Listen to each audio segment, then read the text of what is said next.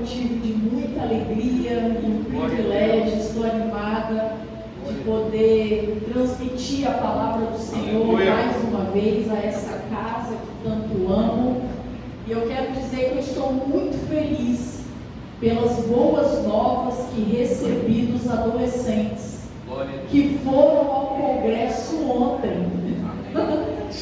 E amados, eu peguei alguns e eu tinha um compromisso à noite e eu fui buscar eles com touca de alumínio na minha cabeça. Aí fui buscar Pedro, Caleb, a Esther, a Isabel. Falei, não vale rir da minha touca de alumínio. E Léo falou, você vai levá-los assim, tá com eu falei, pô, vou sair do carro e vou ter que ficar com essa touca de alumínio. Mas eu quero dizer que eu os deixei lá. Mas quando eu os deixei, eu falei, Senhor, faça na vida deles aquilo que só o Senhor pode fazer. E amados, eu vou dizer pela minha filha, mas escutei relato de outros pais. Isabelle falou, mãe, tinha que virar vigília. Eu pulei, falei em língua estranha alto. E ela falou, mãe, teve a dança dos balde. Eu falei, Isabelle, dança dos balde? O que é isso? Mãe, tanta gente vomitando obra de macumbaria dentro de baldes e passa balde para cá, pessoas sendo libertas de demônios. Há quanto tempo nós não vemos espíritos malignos sendo manifestos? E Isabelle e vários adolescentes aqui. E eu me lembro que no dia anterior eu chamei a atenção dela duramente, requerendo dela uma participação mais ativa. E cobrei dela duramente. E eu falei, eu quero você participando ativamente daquilo que o céu está fazendo.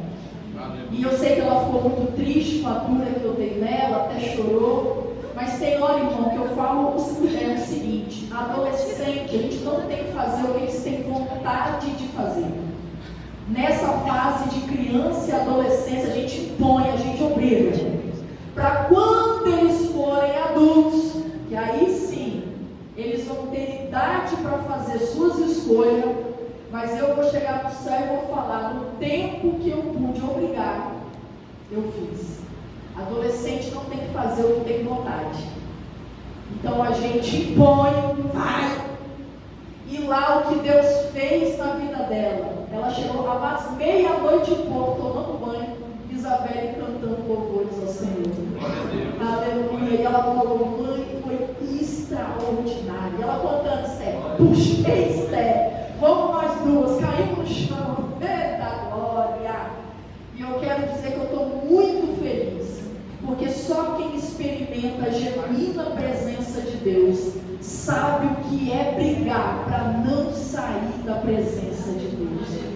Aos adolescentes, entenda a chatura dos pais, mas eu vi um vídeo que só mãe chata gera filho de sucesso. Amém? Que continuamos sendo a chata, que briga mesmo, porque naquele grande dia nós vamos prestar conta da vida desses pequenos que Deus deu. Gente, você acredita que queriam estar hoje lá, mas por causa do compromisso do louvor, vieram para estar aqui. Mas amanhã tem mais, eita glória!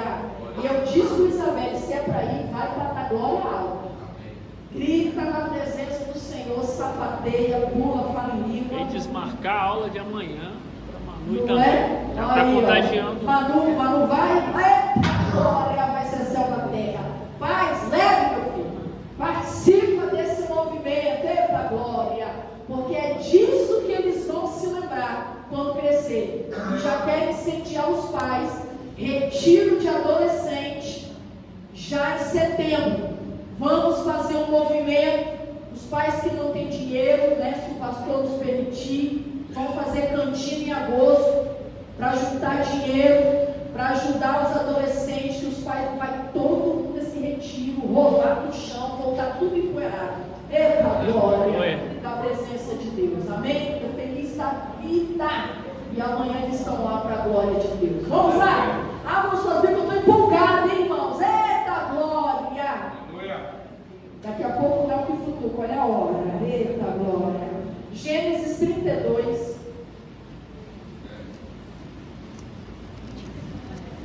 do versículo 22 ao 31. Se eu puder dar um tema a essa mensagem de hoje, é me refaz. Amém? Gênesis 32. Aleluia. Do versículo 22 ao 31. Amém? Vou ler aqui com vocês, porque a minha versão está diferente. Quem não tem Bíblia, pode acompanhar aqui pelo telão. E levantou-se naquela mesma noite, tomou as suas 2 mulheres e as suas 2 servas e os seus 11 filhos, Jacó empolgado, e passou o val de Jaboque. E tomou-os e fez-los passar o ribeiro, e fez passar tudo o que tinha. Jacó, porém, ficou só, e lutou com ele um varão, até que a alva subia. E vendo que não prevalecia contra ele, tocou a juntura de sua coxa, e se deslocou a juntura da coxa de Jacó, lutando com ele. E disse: deixa-me ir, porque já a alva subiu. Porém ele disse: não te deixarei ir, se me não abençoares. E disse: qual é o teu nome? E ele disse: Jacó. Então disse: não se chamará mais o teu nome Jacó, mas Israel, pois como príncipe lutaste com Deus e com os homens e prevaleceste. E Jacó lhe perguntou e disse: dá-me, peço-te, a saber o teu nome. E disse: por que perguntas pelo meu nome? E abençoou ali. E chamou Jacó o nome daquele lugar Peniel, porque dizia: tenho visto a Deus face a face, e a minha alma foi salva. E saiu-lhe o sol, quando passou a Peniel, e manquejava da coxa. Vai o 32. Por isso os filhos de Israel não comem o nervo encolhido que está sobre a juntura da coxa, até o dia de hoje, porquanto ele tocar a juntura da coxa de Jacó no nervo encolhido. Diga comigo: no nervo. No nervo. Não foi no músculo, foi no nervo. No nervo. Eita glória, há um mistério aí. Eita glória. Vamos navegar nessa palavra. Se eu pudesse dar um tema nessa mensagem, seria me refaz. Quando eu fui buscar no dicionário a definição de refazer, tem lá a definição: tornar a fazer. Outras definições: restituir ao primitivo estado, consertar, reparar, restaurar, recuperar. Navega comigo nessa palavra. Todas as vezes que nós temos uma coisa e nós queremos refazer, é porque deu algo errado. Quebrou algum lugar, alguma coisa deu errado no projeto, e a gente fala: vamos fazer de novo.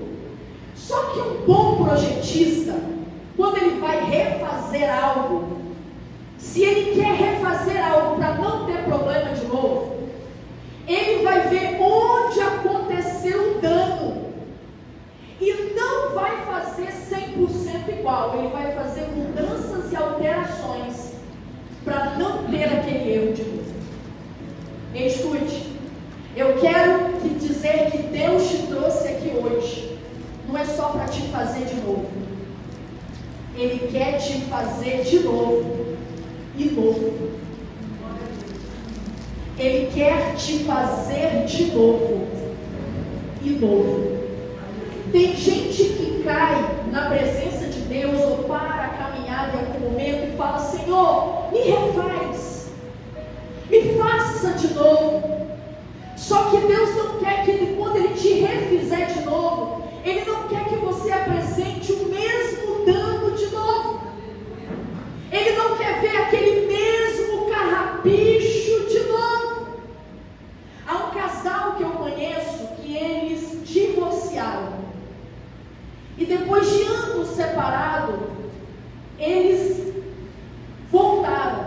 tiveram que se casar de novo no cartório, porque eles estavam divorciados.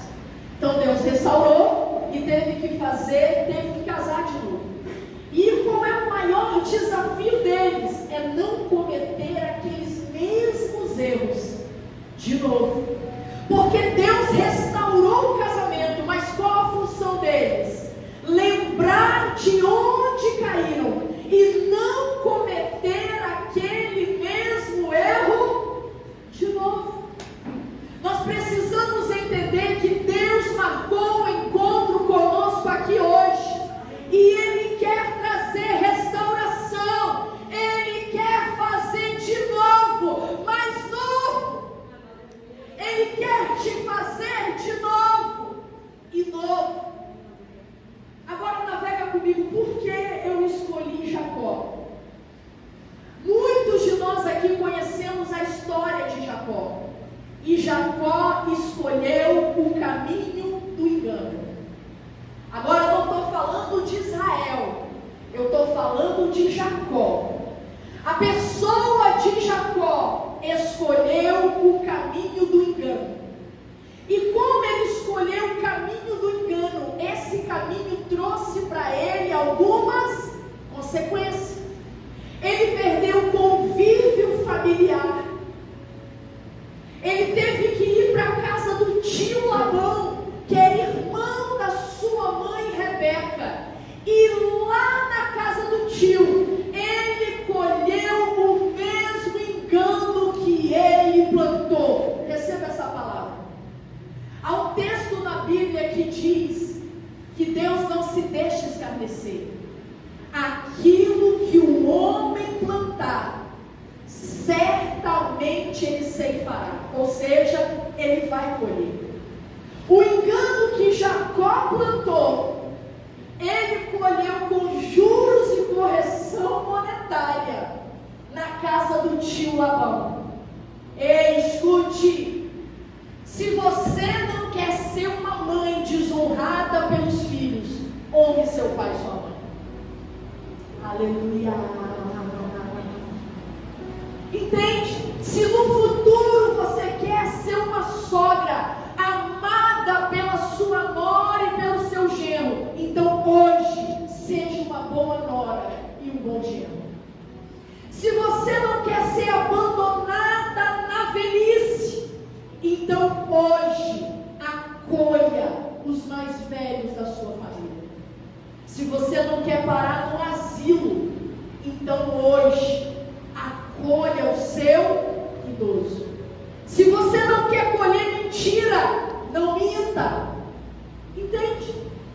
Se você não quer colher rebeldia, não plante rebeldia.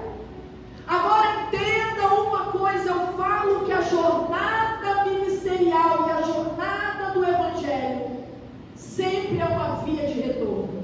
Aleluia. Não é não? Tem hora que nós vamos caminhando, semeando sementes ruins, e nós achamos que nunca Deus vai nos fazer retornar para colher. E tem hora que lá na curva, Deus nos pega. Na via de retorno, eita glória. E é uma jornada que não tem como você seguir em frente. Só tem retorno. E muitas das vezes nós vamos colher aquilo que nós plantamos. Entenda, escute, ele colheu o engano que ele plantou, e ele prosperou na casa do tio, mas ele teve que trabalhar duro para colher prosperidade aonde? Na casa do tio. E ele foi estrangeiro lá na casa do tio por 20 anos. E escute, 20 anos em terra que não era dele, passando por processos, só que ele não sabia que Deus já tinha começado na vida dele um projeto de restauração. Eita glória! Mas sabe o que eu falo? Quando você vai lá em Jeremias vaso, tem na casa do oleiro. Aleluia.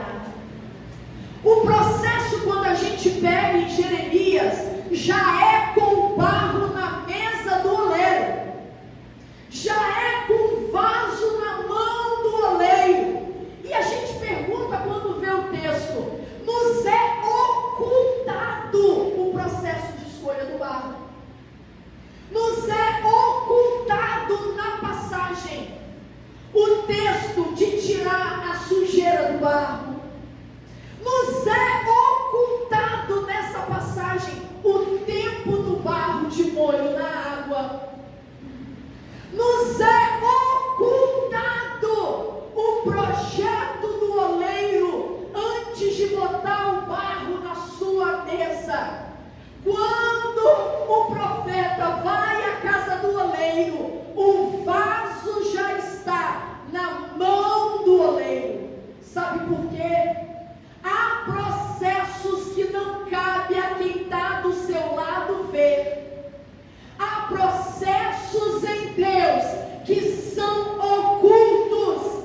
E aqui nessa noite do seu lado, há pessoas que não fazem a mínima ideia da sua história. E você não precisa postar nas redes sociais a tua história. Aquilo que Deus oculta é para ficar oculto, mas aquilo que Ele expõe, Ele está dizendo nessa noite, há processos que Ele começou em vidas aqui, que muitos de nós não viram.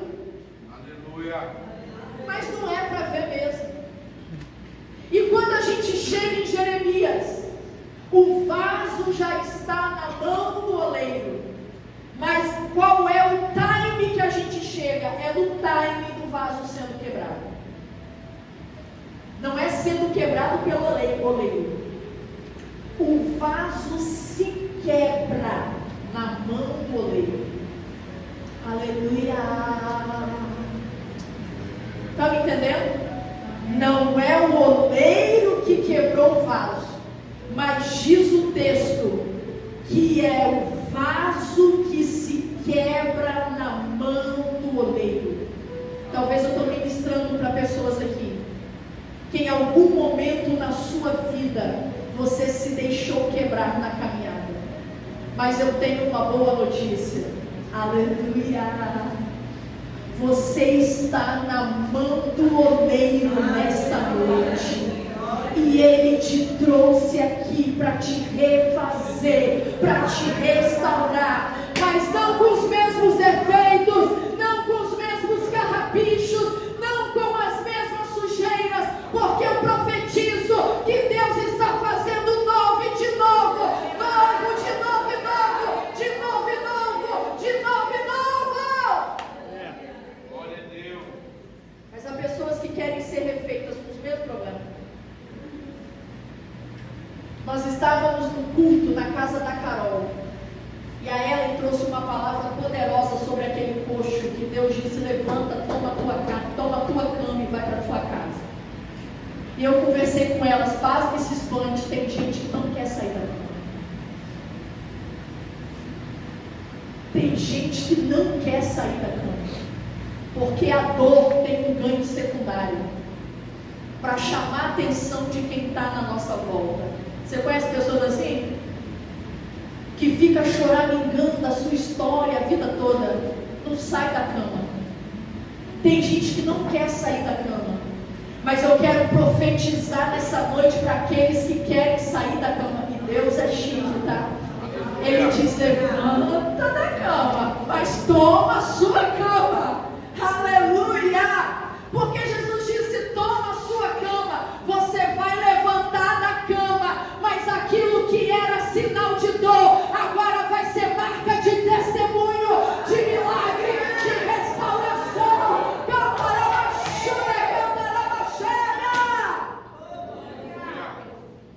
Deus é chique. Levanta da cama, carrega a cama e vai testemunhar lá na sua casa, que é o primeiro lugar onde nós temos que testemunhar da restauração do Evangelho em nós. Ei, escute uma coisa. Jacó está lá na casa do tio, já com filhos, mulheres, prósperos, e Deus manda ele retornar ao irmão. Ei, escute. Deus mandou retornar. Há um processo de restauração que Deus vai falar para a gente: retorna lá. Tem hora que nós queremos ser restaurados e passar batido em algumas coisas, mas Deus é que fala: ei, escute, retorna lá.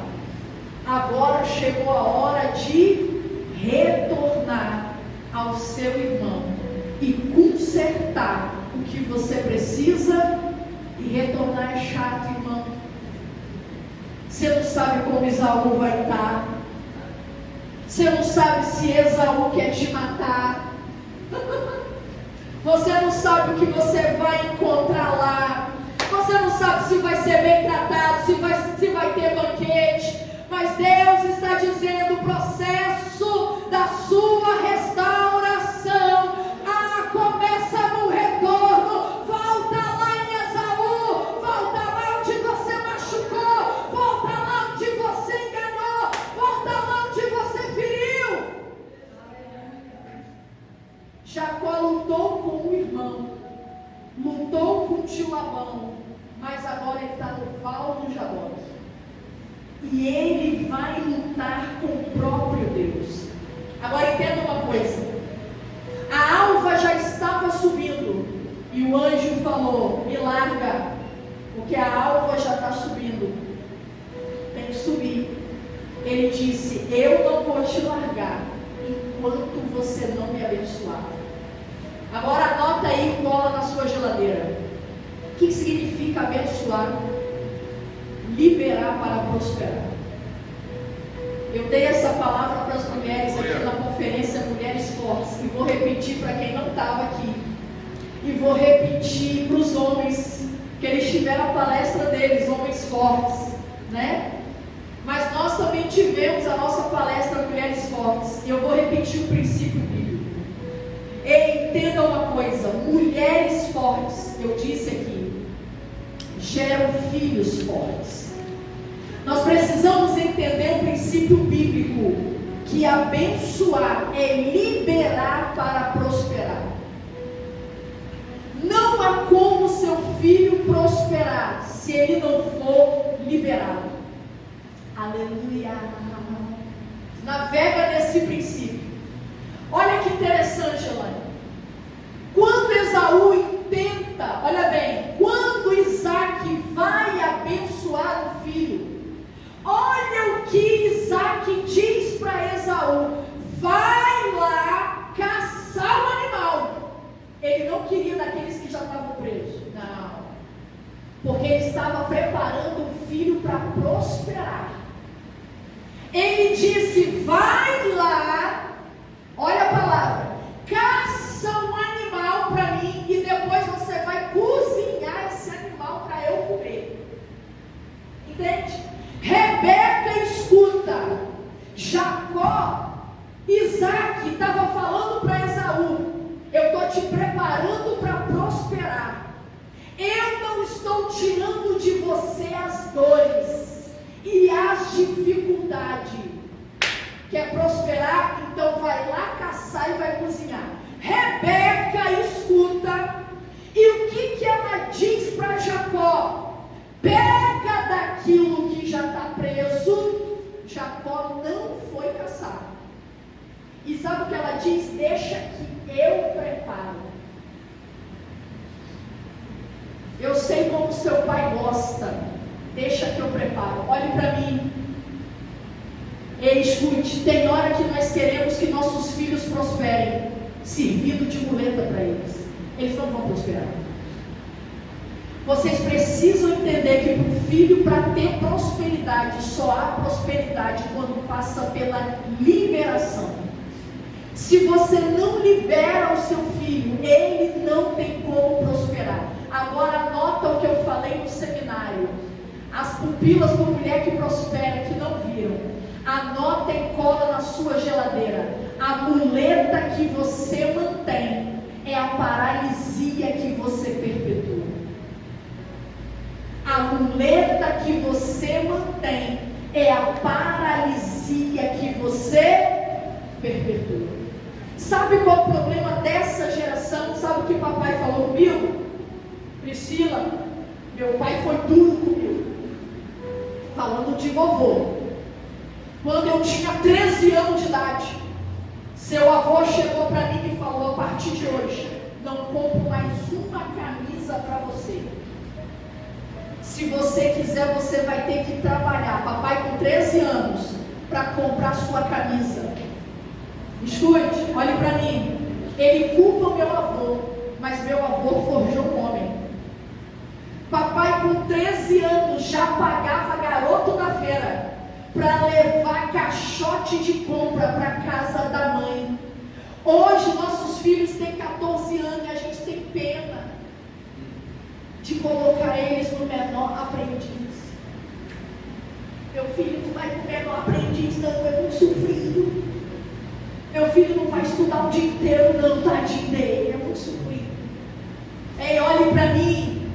Nós precisamos entender que para nosso filho prosperar, nós temos que liberar.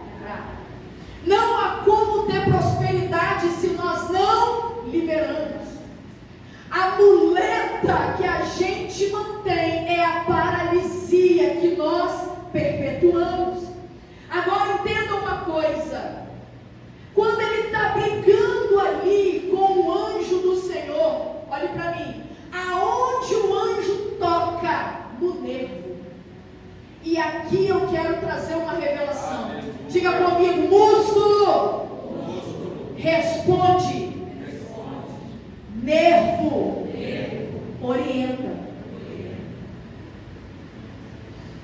Não, vocês não entenderam. Diga comigo: músculo. Responde. Nervo. Dá o comando.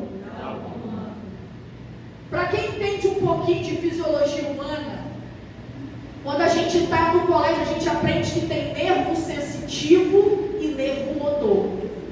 Neurônio sensitivo e neurônio motor. O que é isso? Aquele que vai sentir o estímulo é sensitivo. O que vai liberar o comando da resposta. Olha para mim. Eu estou com a minha mão no fogo, em cima de uma brasa. Ó, Priscila dando ar. Eu estou com a minha mão numa chama, queimando, em milésimos de segundo.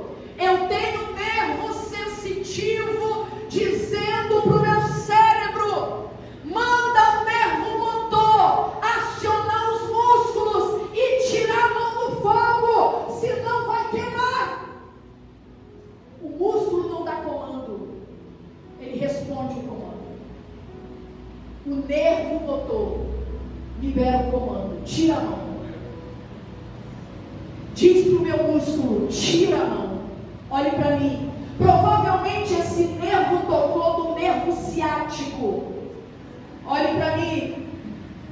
Tocar no nervo ciático num homem naquela época, comprometer a locomoção de um homem naquela época, era dizer para aquele homem: eu vou te tornar dependente, você vai ser improdutivo. Mas eu quero te dizer uma coisa: Deus não está tocando no teu músculo, Deus está tocando no nervo, na raiz do teu problema, para dizer: eu estou mudando comando de pecado, eu estou mudando comando de maldição, eu estou mudando comando de ferida.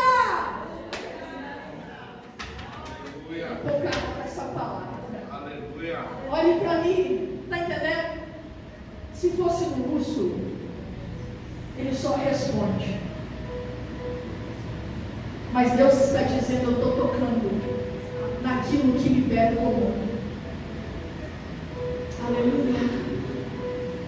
Você não vai andar mais do mesmo jeito. Aleluia. Você não vai mais enganar como você engana. Está entendendo? Há pessoas que vêm para o Evangelho só com músculo, só com a fachada, mas ainda não teve um toque no nervo que muda comando.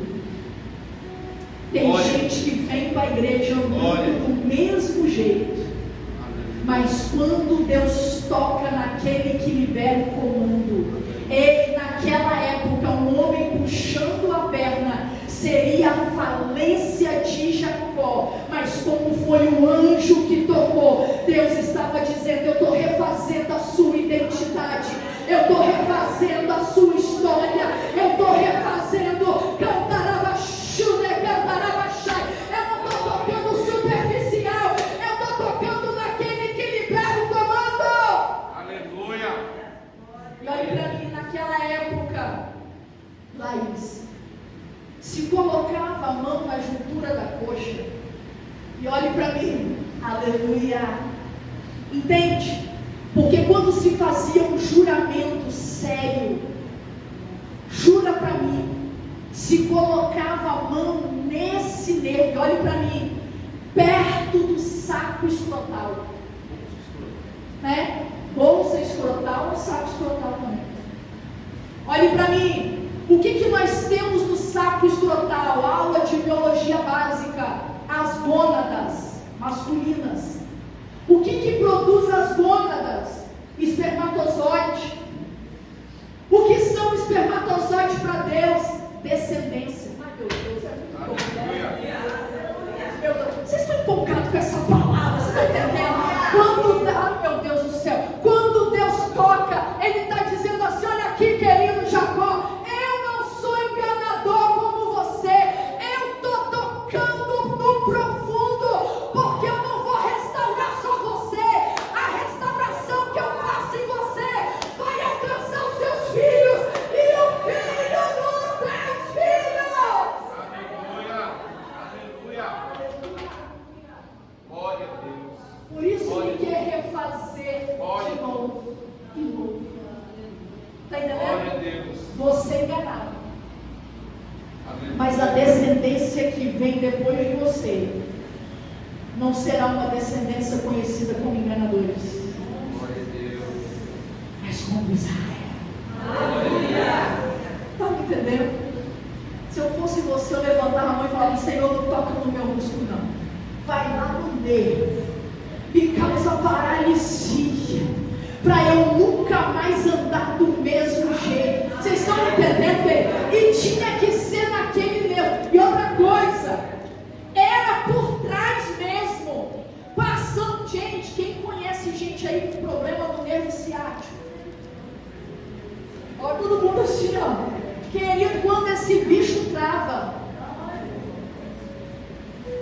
não é não?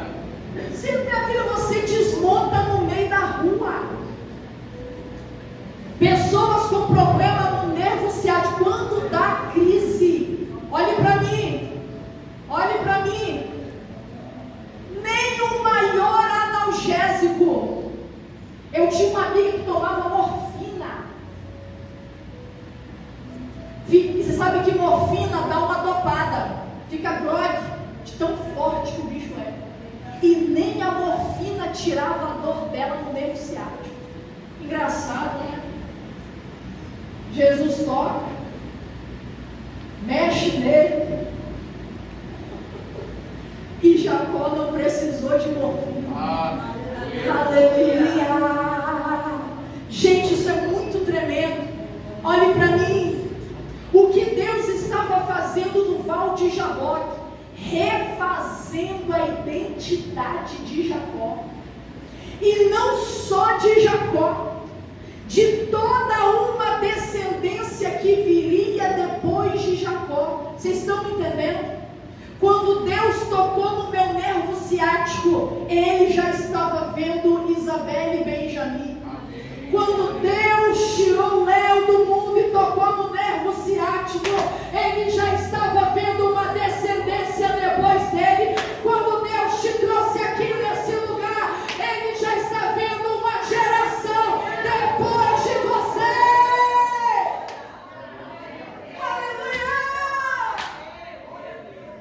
Aleluia! Escute. tua Bíblia, você vai ver Simão, filho de Jonas.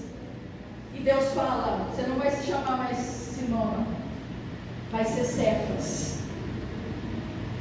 Deus, ele vai mudando identidade. O próprio Abraão, no começo era Abrão, que significa pai elevado. Falou: agora você vai se chamar Abraão, pai de um grande povo, de muitos, de uma multidão. Agora entenda uma coisa, para Deus refazer algumas coisas. Vamos navegar um pouquinho em Ruth. Olhe para mim, navega comigo. Tem hora que para Deus refazer algumas coisas na nossa vida, Ele vai ter que mexer em algumas coisas, como mexeu na vida de Ruth. Primeiro que Ele mexeu em Ruth, Ele mudou a cultura. Qual era a cultura de Ruth? Ela morava em Moabe. Olhe para mim. De como surgiu os moabitas? De onde surgiu Moabe? De uma relação incestuosa da filha mais velha de Ló com Ló. Ruth vem de uma cultura de incesto.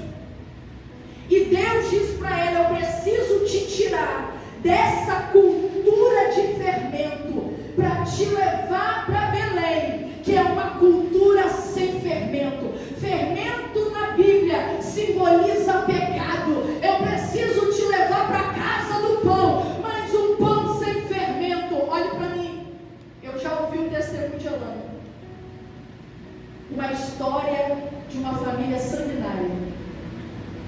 Está entendendo? Cabra da roça, acostumado com arma, onde tudo se resolvia às vezes no tiro.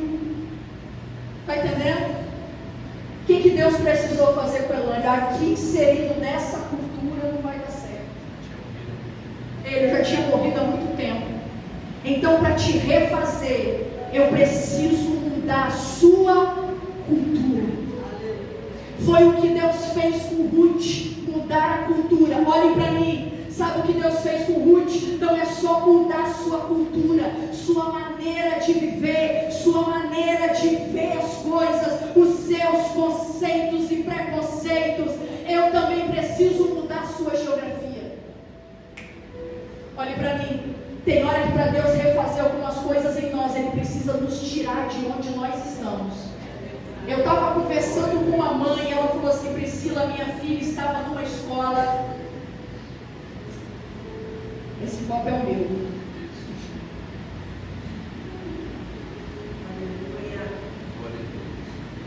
Não foi chique não, né? Porque foi a sede era grande. Olha bem. Uma mãe falou para mim: Priscila, minha filha estava numa escola, mas ela estava num grupinho de amizade. Estava sendo chamada direto na diretoria. Esse grupinho não estava bem para ela. Então, Deus deu uma estratégia para ela. O que Deus falou para ela? Muda de escola. Ela: Priscila, minha filha é outra. Glória a Deus. Aleluia. A minha filha ficou focada. Sabe por quê, querido? Tem hora que onde você está, as pessoas que estão do teu lado não comportam o que Deus tem para fazer na tua vida. Tem hora que a visão do povo, da geografia onde você está, não encaixa com a visão que Deus tem para a tua vida. Vocês estão entendendo isso? Tem hora que para voar, você precisa colar com quem quer voar. Tem hora que para você chegar no lugar elevado, você tem que colar com quem quer lugar elevado. E nessa escola que ela está, eu já passei não por essa escola, mas os professores dessa escola foram os meus professores no Antigo Nacional, que nem existe mais, e no Darwin. Eu já passei por essa ideologia de escola. Lá você é treinado para passar. Só sobrevive naquele lugar quem tem alvo, quem tem foco. Eu me lembro que eu entrava 7 horas da manhã no colégio, saía 10 horas da noite. Biblioteca, você disputava espaço. Porque na época eu disputava medicina. O que deixava um aluno de medicina reprovado não era um ponto, era um décimo. Era um assento.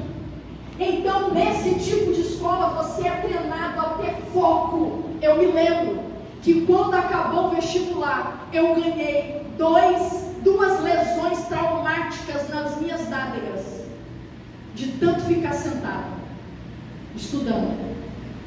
E eu falo para minha filha, quer vencer, tem um preço. Aleluia.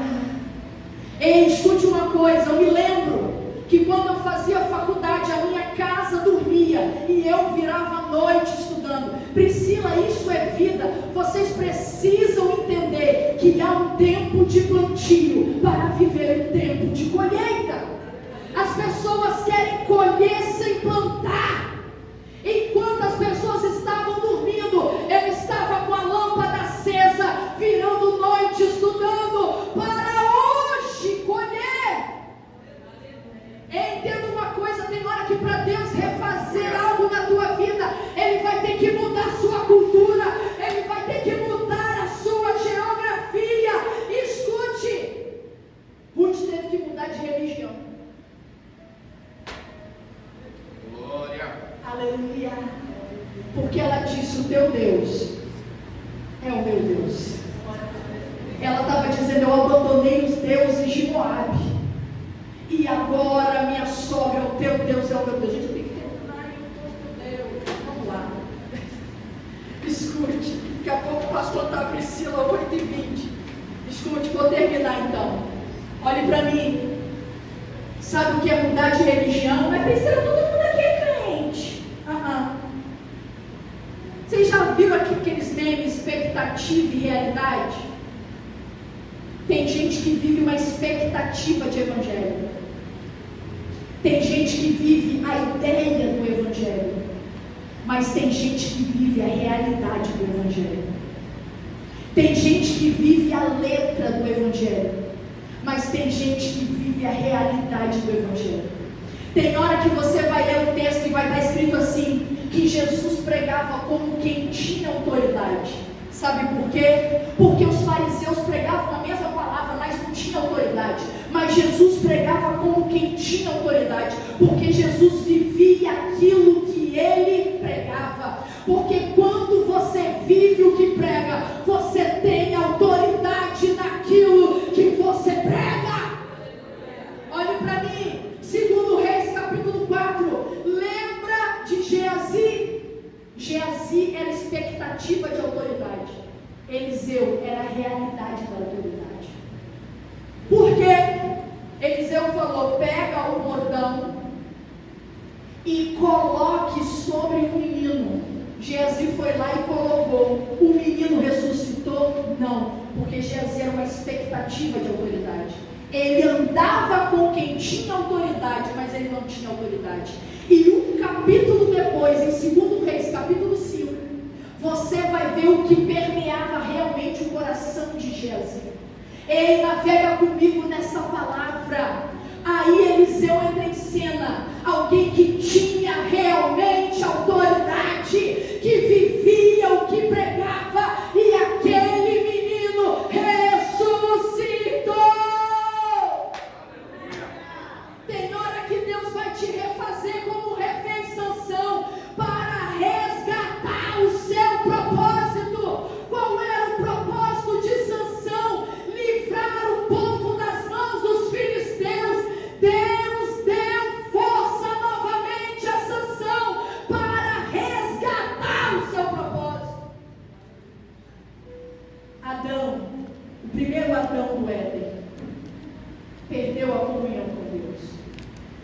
E Deus vem e traz Jesus, refez, para que o segundo Adão resgatasse a comunhão do homem com Deus.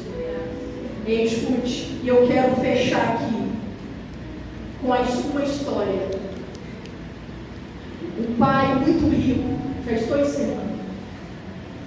Um pai muito rico chega para um filho e diz assim: olha, eu já estou perto de morrer, mas eu tenho certeza, com a vida que você leva, quando eu morrer, você vai perder tudo que eu construí. Ele aonde, papai? Eu nunca vou perder o que o Senhor construiu, não, pela vida que você leva. Tudo isso aqui que eu construí, você vai perder rapidamente. Papai, jamais farei isso. Eles vão fazer um combinado. Se acontecer o que eu estou te falando, aqui você vai vir nesse celeiro e o pai deixou uma forca montada. Você vai entrar nesse celeiro e vai se enforcar nessa forca. Ele, papai, eu nunca vou precisar usá-la, porque eu nunca vou perder o que o Senhor construiu. Olhe para mim, o pai morreu. E dentro de pouco tempo, aquele filho perdeu tudo que o pai construiu. E ele se lembrou do que o pai falou e foi para o celeiro. Olhou para aquela forca e falou: pai, bem que o Senhor falou. Eu perdi tudo que o Senhor construiu, agora não tem mais saída. Como eu te prometi, eu vou me enforcar nessa forca. Quando ele prepara a forca para se jogar e morrer, quando ele se joga, o pai amarrou a forca num tronco oco. E quando ele se joga, aquele tronco se rompe, caindo muitas riquezas e dinheiro sobre ele. E com aquilo um bilhete do pai, dizendo: aí está a sua segunda oportunidade. Cantarabaxu, decantarabaxá, fica de pé onde você está. Aleluia. Ei, escute.